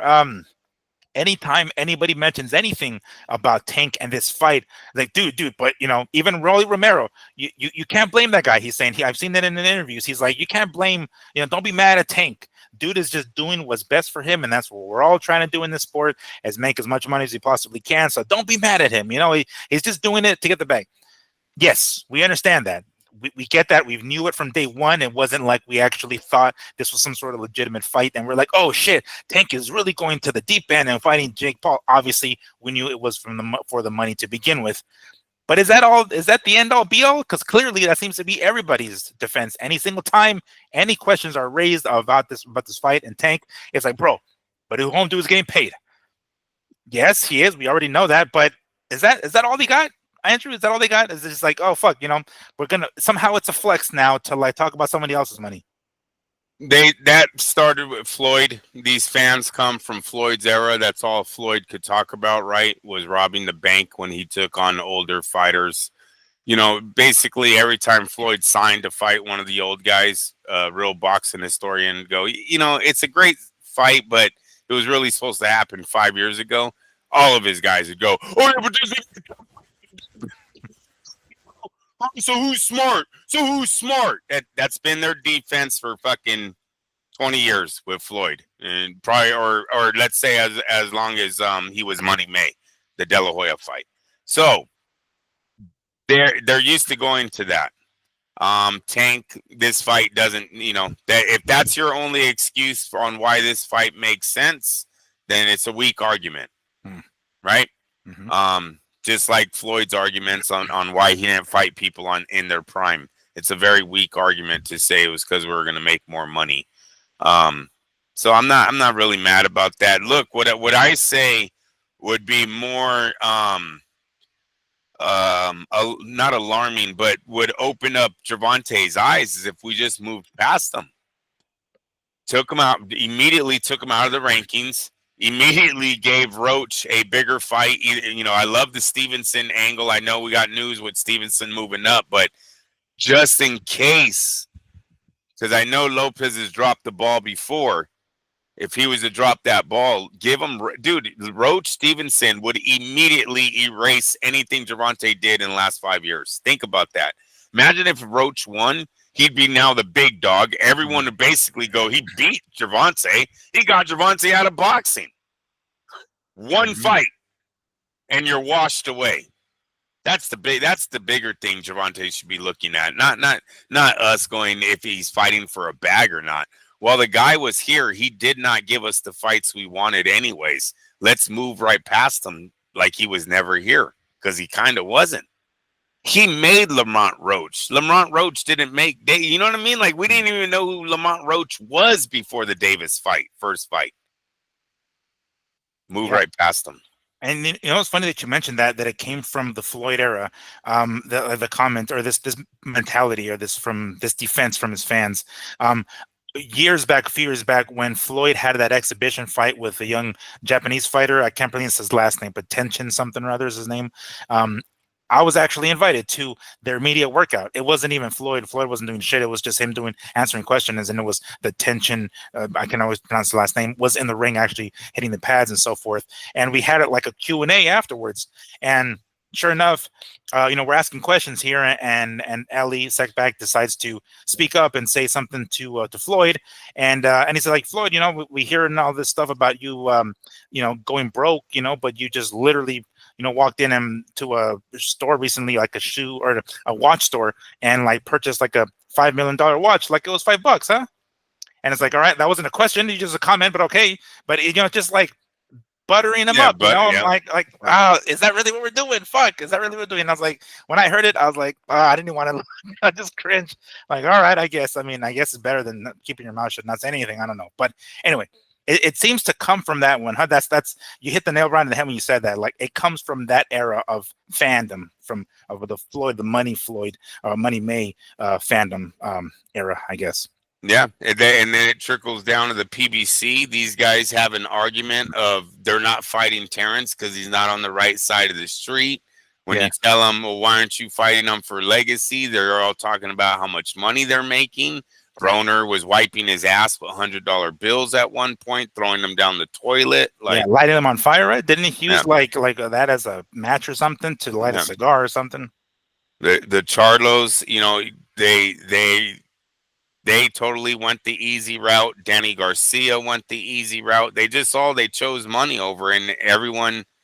It was money. That was the I'm telling you, it's them who scare HBO out of boxing. HBO was done. Where are we supposed to make money if everyone wants to be Floyd now? Now everyone wants $5 million to $20 million every fight they go into, and because they're undefeated, we have to pay them that. Peace. Yeah, like we're out. 2018, and they bounced. Yep. All right. Well, you gave me a little bit of a softball earlier, Andrew. So, yes, one Shakur Stevenson. Apparently, there was I guess it was a tweet. I'm not sure. I can never tell. They just have these screenshots, but I can never tell if it's a tweet or if it's some sort of Instagram post. But it is Teofimo Lopez tagging Shakur Stevenson in this post, saying, "I have already accepted the fight. I'll see you at the beginning of the year." Oh, shit. All right. Well, hey, we've heard this before. You talked about it earlier. A couple of times, Teofimo has dropped the ball, and for whatever reason, his own reasonings, he decided not to proceed with, I think it was Devin Haney. Who else? It was somebody else. I forgot who the fuck else it was, but a couple of people that... Boots, right? Oh, was it Boots? Okay. Was it a Boots fight? Yeah, welterweights, I think he denied. So a couple of them, yeah. So, and again, I understand to some degree his position because he has been the best at 135. He has been the best at 140. He is the man actively currently at 140 pounds. So it's not like he's not in a position to kind of sort of call the shots. But when you're regularly turning down fights for whatever the fuck reason, the venue, the city, the pay, I get it. You want to get paid bank, right? But you're not there yet, dude. You're not quite there yet to be turning down these kind of fights. These are the kind of fights you're supposed to accept to make it to that next level, accept and win, of course. But according to this, it seems as though there's already some sort of maybe preliminary agreement amongst these two guys, Shakur Stevenson and Teofimo Lopez. Of course, that would mean that Shakur is going to most likely move up to 140 pounds and leave the lightweight division behind, which kind of sucks because, again, we were kind of looking forward to maybe Shakur and Lamont Roach. That's not going to happen. Quite frankly, Shakur and anybody else, fuck, you know what I'm saying? So Schofield even, we talked about it before, Abdullah Mason, those guys that are coming up. So apparently, none of those fights are going to happen. But hey, you know what? We talked about it before. There was a possibility. I don't remember if you had said, who did you say, Andrew, when we talked about it before? Because we said earlier, maybe 2 shows ago, of a possibility between these two guys, and you're like, nah, I don't like it. Stay at 135. Look at all these guys. You named off a whole bunch of people. Not good. I mean, I'm down with this fight, but the fact that he has to move up again, I would love for him to stay at 135, but it's not going to happen. Hey, this is not a bad consolation prize if he doesn't stay at 135, huh? I'm trying to look for it. I think Lopez dropped the ball. What do you mean? I think it's already been announced that Lopez is rejecting the Are you fucking serious? Damn it to hell. Remember, he's a little bit nervous, I think, of going back to Riyadh and playing the whole Riyadh game, right? Remember when he was like, why am I going to set up to fight over there when I know they don't like me? The money's behind Shakur. It could possibly be that Lopez has already declined this fight again. If not, look, I'm definitely going to watch if Stevenson Lopez happens. It's a great fight. Both of them are young. They're both established. Why not? The selfish fan in me wants Shakur to stay at lightweight and for the lightweights to give us something that they were dangling in front of our face like a carrot, but never really established. And that was a dynamic era. They would have fumbled the ball twice if Stevenson leaves without fighting any of the young guns. It might not be big money box office hits. Keyshawn Davis Stevenson. Um, um, who's the young man we're talking about right now? Um, Lamont Roach. Roach, yeah, Roach and Stevenson. But these are great for boxing. This is great for the history, right? These are two undefeated, two young American fighters. Like it just seems like fights that should happen. I just found it. Okay, So, there has he been did say it on. this is on Reddit. There has been no progress in talks for Teofimo Lopez and Shakur Stevenson fight, and Saudi officials are moving on. Sources told Sports Illustrated now. There has been frustration with Lopez throughout the process. I'm told the focus has shifted to finding another opponent for Stevenson. That's the article, I guess, main caption. There is even more videos saying Teofimo Lopez turned down $15 million to fight Shakur Stevenson. Sources say this is a lot of other videos. Literally 1 day ago. God damn it! Tell me that ain't so. Teofimo, what the fuck? He's getting real weird on us. Like I understand sort of, but I don't understand a turn down of 15. That has to be a lie. 15 million. Yeah, that has to be. Yeah, that can't be. I mean, could it be that he doesn't want to go? Like, let's say they're like, all right, Teofimo, yes, we'll give you 15, but if you come to Saudi, he's like, fuck you, no. What I'm saying is you got to take the risk. All right, so you're down on the scorecards. We got to take the risk, right? You're gonna have to make it happen, son. You got to believe in yourself. You're going to get a knockdown. You're going to get a point, extra point. You're going to beat him to the point where they can't rob you. That's what you have to go in that fight, giving it your all. That's what type of all we're looking for, right? You're behind on scorecards. You're going to have to win this. You got to try to risk that at 15 million. What are you saving your O for? Is it really a risk even? Because, like, here's the thing. It's going to be Shakur moving up to 140 to fight after his fight, to go after Teofimo's belt. More often than not, judges are going to give the close rounds to the winner. To the champion. Wouldn't they usually give it to the title holder? Like, if there is a close round, chances are it's going to end up going to the champ, and which he is the champ. So isn't there a little bit less of a risk there? Lopez only looked good recently versus Barbosa. Yeah. Barbosa is nowhere near the talent of Shakur. So maybe all of those demons that Lopez was battling before his one and done with Barbosa are coming back to haunt him when he's at night laying down thinking about, do I really want to take on Shakur Stevenson? Do I have it, Dad? Is it still in me, Dad? Remember all those? That's the kind of guys. Remember all those questions? Mm-hmm. And Shakur is a whole nother level, right? These guys, and obviously they've sparred each other. They've seen each other through the amateur ranks. He knows what that young man brings. It could be bringing up some sleepless nights that he doesn't. We know Lopez might not be the strongest mentally. A lot of these fighters ain't just him, but Lopez might be one of the guys that folds when that pressure's set. That's why he's turning down all of these fights. Damn. So then, I mean, who's he going to fight then? Gee, if he keeps turning down these these are the legacy defining, fights. These are the ones that make it or create it pretty much. And granted, maybe this $15 million is just an exaggerated amount and really isn't that. But clearly, he had to have been given a substantial amount of money. I mean, fuck, if he was willing to go, leave Top Rank, and he still is with Top Rank, but I'm saying, like, when he fought Cambosos on DAZN under, like, that banner, it was because they offered him, more money. So he's like, fuck it. If this is at the end of the day what he's trying to do, I don't know. I'm not sure. He really is getting weird on us, isn't he? Like, I'm not entirely sure what the end goal is here. Yeah, there is. The end goal is not looking good for him. I don't think Top Rank can even work with him anymore. Right now, Lopez is at the end of the rope, right? He's in the place right now. You either, what's the old saying, shit or get off the pot. You know what I'm saying? They've taken him to the top. You're there. Start taking these guys on so you can remain at the top, or start coming down and go home. That's all we like Tank pretty much at this point. Yeah, that's all we have left. I don't think Top Rank's like, you know what? Yeah, don't fight anyone. I'm going to give you $2 million to fight Jaime Ortiz and a rematch. Yeah. We're not doing that one, right? All the Jaime Ortizes are gone. and maybe Lopez and them are still hoping that Bob Arum is going to throw him a lifeline. Maybe he's a Boots, dude. Maybe he's turning into a But Boot. he's accomplished more than Boots. I mean, come on I, now. I said turning in to a Oh, Boot all right. at this point of his career, where it's just like, can I get some warm up fights? Get two tuna fights before I get to the core.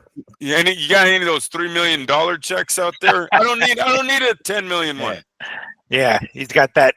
I can imagine that Dave Chappelle meme. It's like, the what is it? Tyrone Biggins. You got any more $3 million checks? You got any more of those? I'll take one of those right now. Like, give me somebody. I don't know who the fuck it is. Saldor Martin Yeah, yes, rematch. Looking for that Martinez. one? Yeah, exactly. Lordy, this guy. Like, where's Cambosos? He's on a fucking 5-5 losing streak, right? Give me Cambosos again. No doubt. Good name. Uh, Wouldn't be surprised. why not? 140. Here you Yeah. go, bro. There's another fucking defense. Yeah. Jeez, Back in get that loss back, Australia. homie. Yeah, get that loss back. Oh lordy. Well, Teofimo, let's hope he doesn't turn into, because that's the direction he's going, doesn't turn into Boots. But yeah, damn it, man. I was getting a little excited about that, because when I first heard of Shakur Teofimo, I'm like, all right, cool. You kind of gave me a little bit of reality checker, like, nah, let's keep Shakur at 135, let's keep it there. And then this pops up, I'm like, oh shit, what'd I say? And then Teofimo fucking turns that shit down again. Good Lord. Him and Roach is better for boxing. It's better for both of their careers, even Shakur's. Shakur can really knock two birds with one stone. He'll have a edge on Tank when Tank does come back. He'll be like, hey, remember that guy you were scared of? I beat him. Don't worry. I handled that for you. You know what I mean? So I really think the Roach versus Shakur, even though it's not a blockbuster hit, Turkey Ali Sheik would be smart in moving forward with that fight first, and then doing Shakur at 140. All right. I don't know if there will be any sort of events, any sort of media events. I'm sure there will be some come fight week. So if I find any of these guys, Shakur or Lamont Roach, like, hey, dude, y'all want to fight each other, please? Like, yeah, if I see Shakur, hey, Shakur, we can knock out two birds with one stone here, bro. For Shakur, it's that. It's Yeah. that he would get an upper hand on Tank, and he would beaten Roach, get him out of the way. And for Roach, what a hell of a start to a career, to literally run Tank Davis out of the sport and then follow that up with the win over Shakur. He'd be the hottest American boxer around, in a blink of an eye. Now, I know this is probably not a bigger fight. Well, actually, maybe it is. I don't know. You tell me. Some was it about a month ago, maybe, after, well, no, we're looking at maybe like 2 or 3 weeks ago, where it became really clear that this fight with the rematch with Roach and Tank wasn't going to happen. And Roach went to social media and basically said, forget all this shit. I'm moving up to 140. That's what he said right back then. This was several weeks ago, about a month ago, maybe even that now. Is there a possibility that maybe he will be going after Teofimo? Like, do you think that's gonna happen? Like, if Teofimo's saying like, no, I'm not fuck Shakur, but Lamont Roach, all right, maybe I'll take on Lamont if Lamont decides to move up to 140. Are we looking at that? I mean, not saying that that's the reason that Teofimo's not fighting Shakur, but could that be one of the reasons? Be like, well, fuck, Shakur's kind of rough as fuck. He's the tough fight. But Lamont over here, I think I can take this fucker. Yeah, we'll go do Lamont. Do you think there's a possibility that Lamont's moving up to 140 and gonna leapfrog everybody and get to Teofimo first? I don't know if he's in good standings with Turkey Ali Sheik right now to make that jump and still have Turkey want to invest money into Lopez. Lopez might be on timeout right now. I would put him on timeout until he figures out what he wants to do with his life. You know what I mean? What I don't want is Lopez to come out and rag on his excellency and Rihad and I'm not doing it because they're all cheats and this and that. Is like, dude, you're hella hurting yourself. They're never going to fucking work with you. And then we're going to have this gap in the history book again, right? Where the ball wasn't passed. Lopez just goes off into fucking never land and never comes back. Then it would have happened with Floyd, and it would have happened with Lopez. I would rather Lopez stick around and fight someone, win or lose. You know what I mean? Fight, because eventually we know Father Time always catches up, but you got to fight. Roach isn't big enough to make that jump for them to invest the money. Now, if Roach beats Shakur, he's big enough. Hmm. So Roach would be smart, and Roach would be smart to stay at 135 and try to get the biggest fight there. Right now, it looks like Shakur Stevenson is that fight. He looks like he's open. I don't know why why that isn't number one thing on the list. It's a huge fight for both. Yeah. What are we missing? We have to be missing something. If like it's pretty obvious that this is their each other's big fight right now. It's not happening. We have to be missing something. There's something we don't know, huh? Like I have to assume there's just something we don't know that we're missing, that this fight isn't already like in the works, or at least these guys are trying to make it happen. His PBC connection. Hmm. If Al Heyman wants him to go up and take on Shakur on Riyadh, what piece of the pie he's gonna get from that, TV rights or whatnot. Could be that. I don't really know. And this is breaking news, really, right? It's only a day ago. If Yeah. the Yeah. Lopez thing did fall through, wasn't too long ago. Let's give this a week. Yeah. See what this week brings us with that situation. But yeah, and it's an excellent fight if they were to put that on an undercard. That's like Shakur Cepeda all over again. Like what a great, Shakur would be the new Julio Cesar Chavez, the Mike Tyson back in the day. Remember when Tyson had that crutch? You know what I'm Yeah. saying? Yeah. What a great Co-main co-main event for Don King. You know what I'm saying? Now you have Shakur in that nice little bracket of money where you can put him up against some real hitters and get some great co-main events. Hmm. All right, interesting. Quite the analogy. I like that. Like he'll be, but who would he be? Who would be the main event? I mean, like who he would be the Chavez to who? Well, right now, I mean, he did it. What was the Cepeda one too? Um, what was this beta two? Was that the May 3rd card? No. It was July 12th. Oh, who was it? Was it Ramirez? No, it wasn't Soto Ramirez, was it? Shit, it was a July 12th card that was like hella fucking good. Let me see. I'm gonna look up here. It's like Ring Magazine. I cannot think of.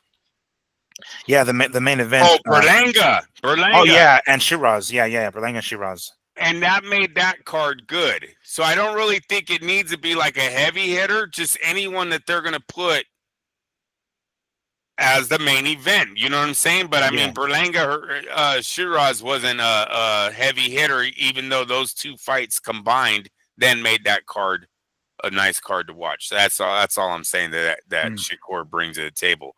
Even if they were to make him the main event and put someone underneath it, like a David Benavidez, bring him back to Riyadh and have him fight under Shakur versus Roach. Because PBC, I'm just saying the PBC connection, you'd get a lot of their fan base to look at Riyadh, and they probably haven't done that.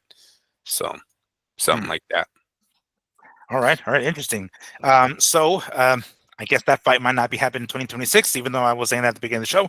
But another fight that may actually be happening in 2026, Francis Ngannou versus Deontay Wilder.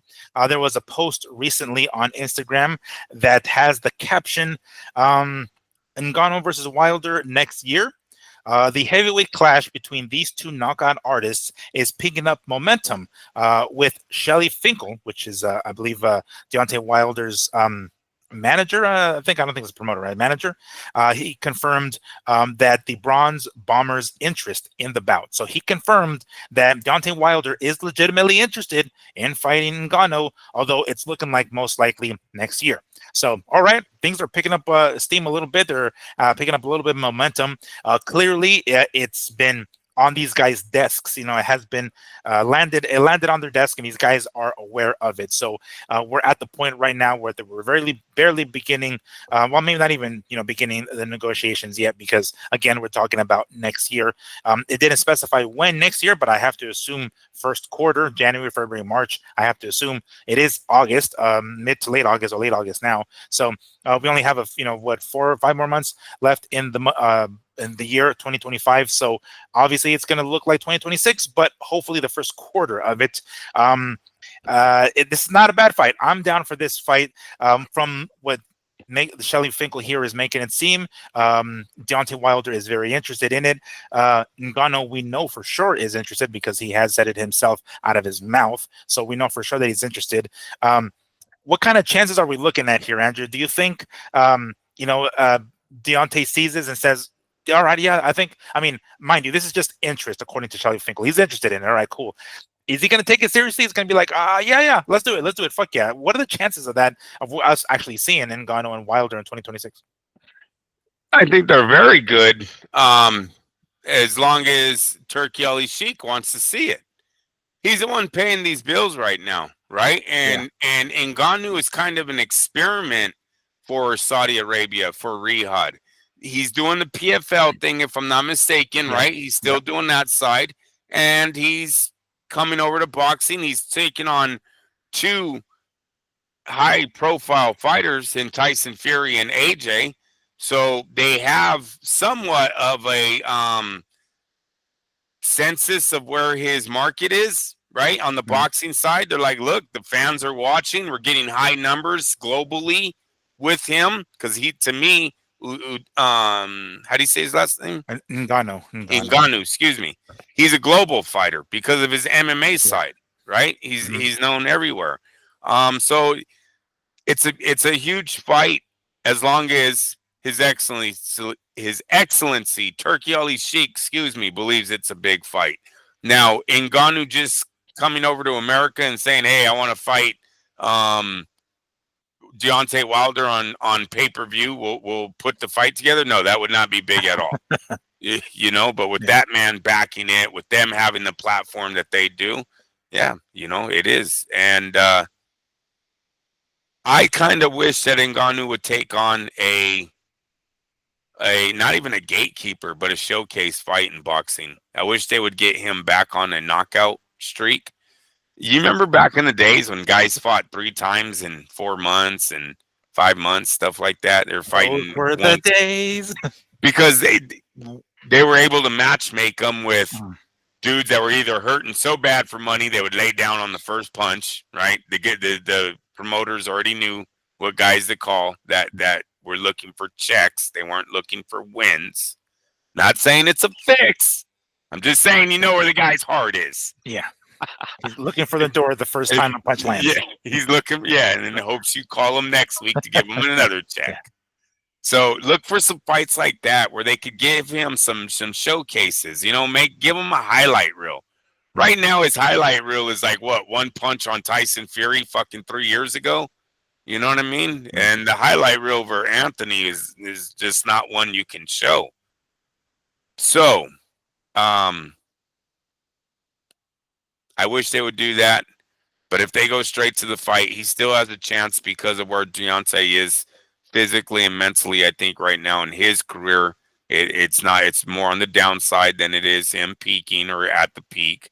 So he has that advantage going in a little on Deontay, but first man that lands is best chance of winning. Yeah. The first, as we said it last week, the first one that gets hurt is not going to recover. Like, that's it. The first one that gets tagged, depending on who knows where, I should say, Deontay Wilder's chin in particular. That's the question mark. We know Ngannou can take a shot, right? He took, what's the name, Fury's. Granted, he didn't take AJ's, but AJ's got a big punch himself. So he went down to that. We know that Wilder has a punch like that. Whether or not he can land his first is another story, and how well he can deal with Ngannou's power remains to be seen. So, all right, I'm down with this one. I'm down with this. It has a little bit of a sideshow, freak show to it. And I'm down with it because of the crossover appeal of MMA and Ngannou and his history, of course. I'd be down to watch it. Hopefully they can get this fight done now that we're not going to get Teo and Shakur in 2026. Maybe the first quarter we can get Wilder and Ngannou, and it seems as though Wilder is interested in it, so I'm down for that one. Staying on the topic of heavyweights, this is kind of like one of our last topics here. This is kind of a weird one because it's you talked about this before, Andrew, in regards to I believe it was Xander Zayas possibly fighting somebody too soon, Virgil Ortiz, and being a very very big what if in the sport if things didn't turn out that way. Another what if from back in the day, Ike Ibiabuchi. If that name doesn't ring a bell, you might want to YouTube it. Excellent fight against Chris Bird. Excellent fight against David Tua. He's a heavyweight, heavy hitting heavyweight from the was it the late '90s, if I'm not mistaken, right? Maybe early 2000s. But unfortunately, due to his issues outside of the sport, let me go ahead and read this to you guys here real quick. He is making a comeback, or I should say, made a comeback. Yet after being in incarcerated for several years, let's see here, 16 years in prison. He's finally out, and he got himself a fight and a victory yesterday in Nigeria. He literally fought just yesterday and got himself a third round, I think, TKO. So apparently he's looking for the names.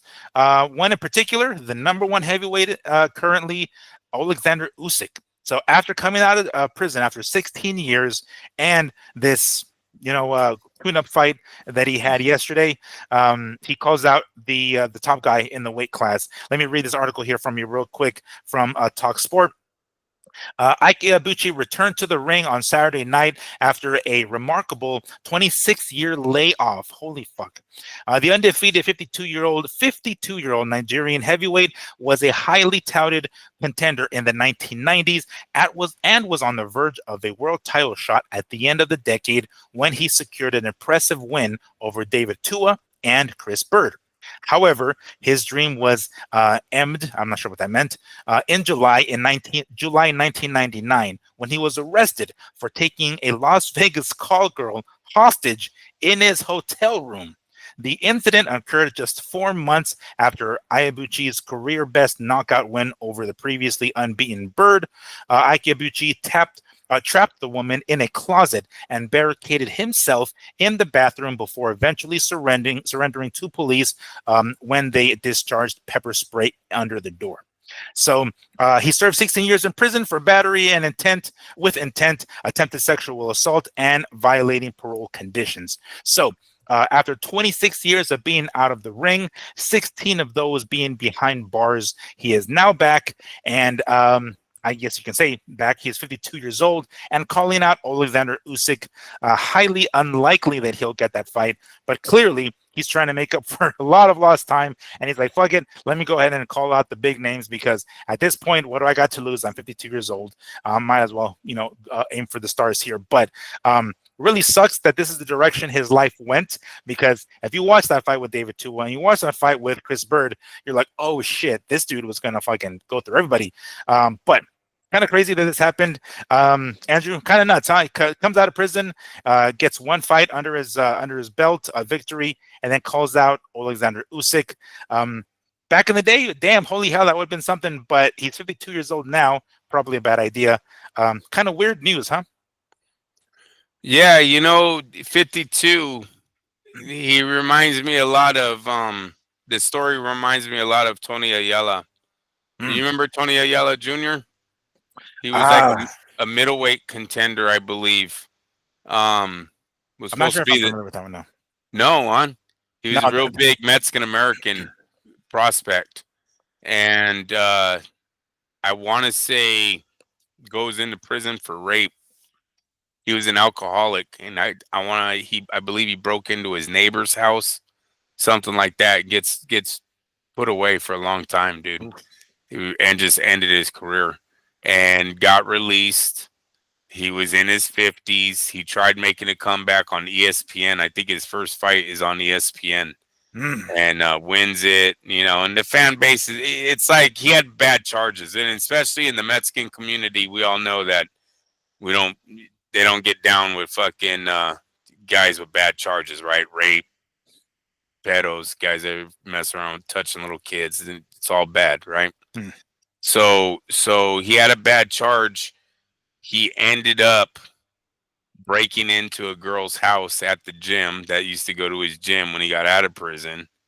I believe was standing over her or some shit. Was going back to prison and died of a OD. Just was never able to get out of the life. And Abuchi, I'm sorry, but this guy has been in mental hospitals. This guy's been in prison for 16 years. This is not a dude that we want in the sport. We want him around. Hmm. Um, his time has come, and unfortunately, he fucked up, and his time is now gone. So I think we're gonna have a very similar ending like we did with Tony Ayala Jr. You, you think he's gonna not be able to stay out of trouble long enough, eventually Yes. head back to prison, and then probably the end of his time here on Earth, eventually there? Yeah. Yeah. Yeah, that's a weird one. When I saw that, I was like, "Oh, really?" And mind you, he fought in Nigeria, right, which is where he's from. So it wasn't like he was over here in the U.S. trying to make waves. I mean, I don't know how that would work with his criminal record, but when I read this, I was like, "What the fuck?" Like I remember I knew that he was in prison. I knew that he was out of that this is the reason why he stopped boxing, but I didn't even know when he came out. I didn't know he even had a fight. And then when I pulled it up, I was like, "What the fuck? This dude literally fought last night." Holy shit. But yeah, kind of a weird one. I figured I'd throw that in there because we're talking about the heavyweights, but kind of a very unique story. If you haven't already watched those two fights that I mentioned in particular, two of his most recent ones, they might have been his last two fights, Chris Bird and David Tua. Watch them because they're definitely slugfests. Definitely not the same Ike Ibeabuchi. Yeah, I cannot pronounce his name, but Ike definitely not the same guy from then. Of course, obviously 52 years old. Mental health not exactly in the right mind, I'm sure, right frame of mind. So probably not a good idea if you want to continue, boxing over there in Nigeria. By all means, do so, but not really the kind of role model we want to have in the sport of boxing. Although, frankly, there's not many of them anyway. But nonetheless, one less would definitely make things better, right? All right. Well, that pretty much sums it up. That's all the stories I can find that were worth talking about. Anything you wanted to add, Andrew, before we call it a show on this lovely Sunday night? No, not really. I was looking up Ayala real fast just to see if there was anything that he had done early on in his career. I did pull him up. It just said like he was a boxing prodigy, so clearly like he was highly Yeah. touted, right? He first fought at the age of 5 and 6, avenged his first defeat, yada yada. At 15, he knocked out Sugar Ray Leonard's older brother, Roger Leonard. At that point, his achievements was a bit overshadowed by his older brother, Mike, who turned pro in 1975. By the early 1980s, he was the number one ranked super bantamweight fighter in the world. So Tony was dubbed simply the other fighting Ayala. So he was a little bit overshadowed by his brother. But he made a name for himself. I wasn't familiar with who he was. When you said Ayala, the first thing that came to mind was Paulie. I was like, hold on, what this? Who's Tony? I don't know who this guy is. But yeah, it looks like didn't turn out very well for that guy. Yeah. No, it's very sad, and it's weird that they're both the same age too when they did that though. When they got out and tried to make a return to boxing. Oh no, shit, really? Oh, Yeah, damn, because it that's was kind of eerie. too. Yeah. Damn. Yes, sir. But oh well. Uh, yes, coulda, woulda, shoulda, right? What if this is another one of the what ifs with Ike Ibeabuchi? All right, well, that does it. Again, as we count down to Canelo Crawford, we're going to bring you much more content regarding that. Maybe there's going to be more countdowns, more stuff, whatever that we're going to be talking about, of course. There still isn't really much boxing this weekend, or at least worth watching. There's some fights on DAZN, etc. But really beyond that, there ain't nothing until 3 weeks from now with Canelo and Crawford. But we will be here with you next week. I mean, later on this week, Wednesday, if something pops up, because more often than not, we try to sneak in a Wednesday show for you guys. So we're going to try to do that this week. But until then, for my co-host, Andrew, don't get it twisted, Lapache, I am Miguel Antonio Barragan, a.k.a. Fight Fiend Miggs, and this has been the Mad Boxing Show. Enjoy the rest of your evening. We'll see you guys later. Peace and take care.